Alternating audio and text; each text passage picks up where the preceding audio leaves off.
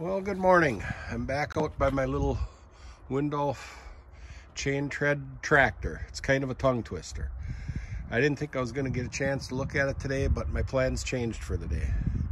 I'm going to show you a lot of the issues, what I actually knew about, even from the few photographs I had. As you can see, the tracks are more than completely worn out. They've been welded on, built up and everything, but they are what they are.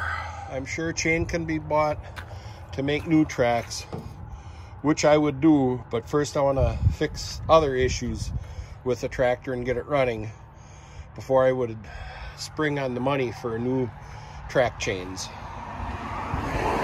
Now, in the pictures on Facebook, when I was looking at it, I could see all these teeth on the sprockets have all been welded up.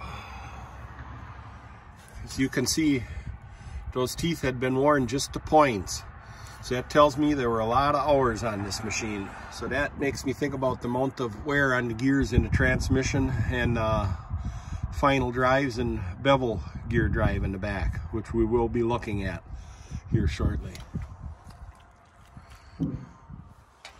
Another thing is, I'm sure that's an over-center clutch, but I don't really know how it works. I don't see any links like you normally see. I'll be looking at that closer. And that clutch plate might have enough teeth on the outside of it yet to make it usable, to at least see if the tractor will function before I start spending money on that. Now, next I want to look inside the transmission. The cover was loose on the transmission, so I could take it off before I bought it and brought it home. And looking at the gears in the tranny, other than the mouse nest at the bottom, the gears look actually in very good condition. I mean, I've seen the inside of old sliding gear transmissions, and they'll be all rounded off, and they'll still work fine. So I don't think I really have any concern with the transmission, other than cleaning it up.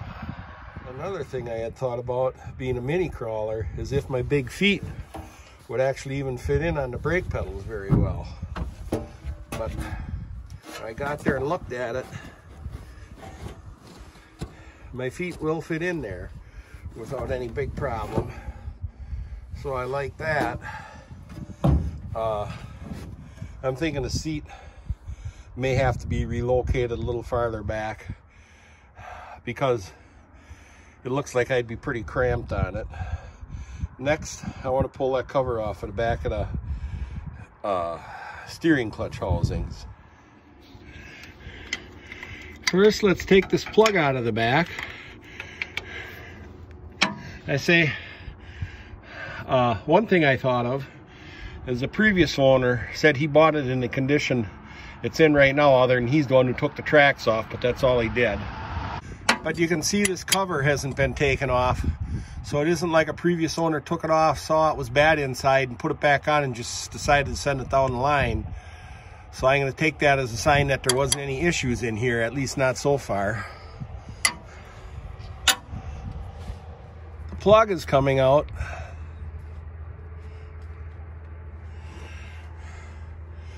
Well, I didn't really expect it to be, well, at least that means it didn't get full of water. Let's see if I can get something to poke in there. Let's see if we find any oil in it. Oh! Look at that, it has nice looking oil in it. So I'm going to proceed to get a catch pan and take this cover off the back. Now I'm just going to show you this for the heck of it. I'm going to use this catch pan. But this, what you see in here is my D2 with left steering clutch is stuck. It was when I bought it. And a couple years ago, I thought I would fill a left steering clutch compartment with evaporust, and I let it sit like that for a good part of the summer. I would move it, pull it forward or backward just a little bit once in a while to stir it up. But when winter came, I knew I had to drain it out. At that point, I drained out the evaporust and left it in this pan in the basement. I put kerosene then in the steering clutch compartment so that it wouldn't rust some more. But after the winter, after the evapor rust had evaporated out, this is what was left. So think what you may, but it appears like the evapor rust took quite a bit of rust out of that steering clutch housing. We'll never know what it looks like in there until I ever take it apart, or if I ever get it taken apart. But I just thought I'd show you this residue left after it evaporated, after soaking in that steering clutch housing. So I'm going to go on to draining the back of that little Windolph steering clutch compartment. Here will be the reveal. You'll see it the same time I do. Oh, there's some water coming out.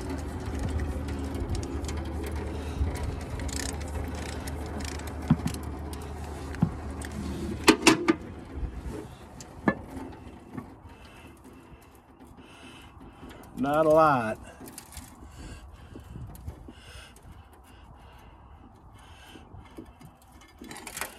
Oh. Oh.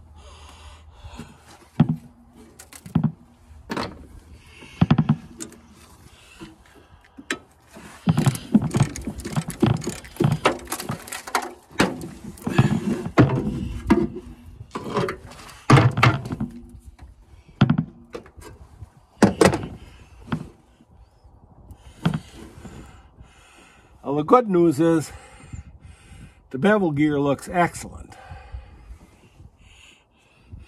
But we'll have to have a screwdriver and poke out in the steering clutch housings. I think where the mice would have got in is through the front where the linkage goes, where the brake pedals go in.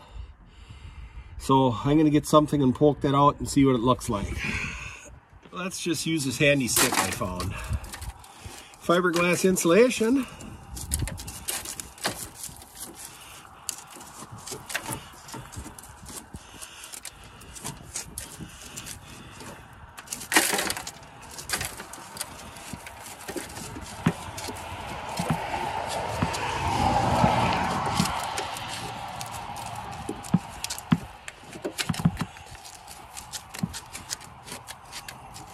I don't know.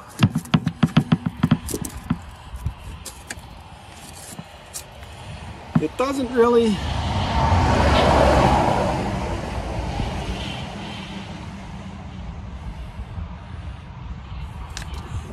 really look like, I know it's mouse nest, but it ain't really like nesting material. It's like they just stored it full of nuts. Maybe it was some other rodent carrying nuts in there. Because it doesn't look that terribly rusty like it does when it's mouse urine. But I'm sure it will warrant a full disassembly.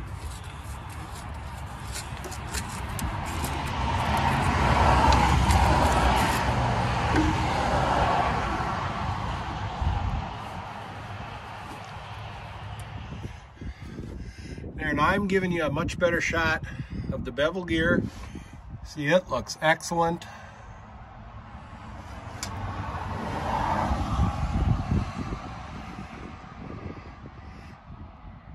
I'll have to get a light to see in there better. And the steering clutches. And the brakes are back up in the housings there.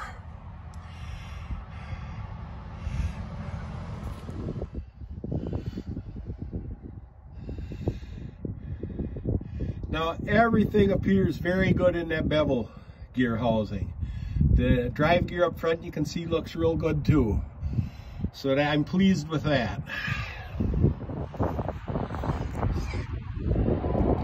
And for some of you out there may be pleased about this, I think. Seeing this is going to warrant a full disassembly, I actually think I'm going to paint this machine upon reassembly. Because it'll just be a really nice little crawler. It shouldn't be, you know, an overly big job compared to fully disassembling a full-size machine, painting it and putting it back together. But I think that's going to be it for today. I'll show you more when it comes today to unload it, because I got to wait for the ground to freeze for that. So once again, thanks for watching. I'm going to see if I can get a picture off the internet of one of these completely assembled so you can see what it should look like if you haven't Googled it yourself yet. So once again, thanks for watching.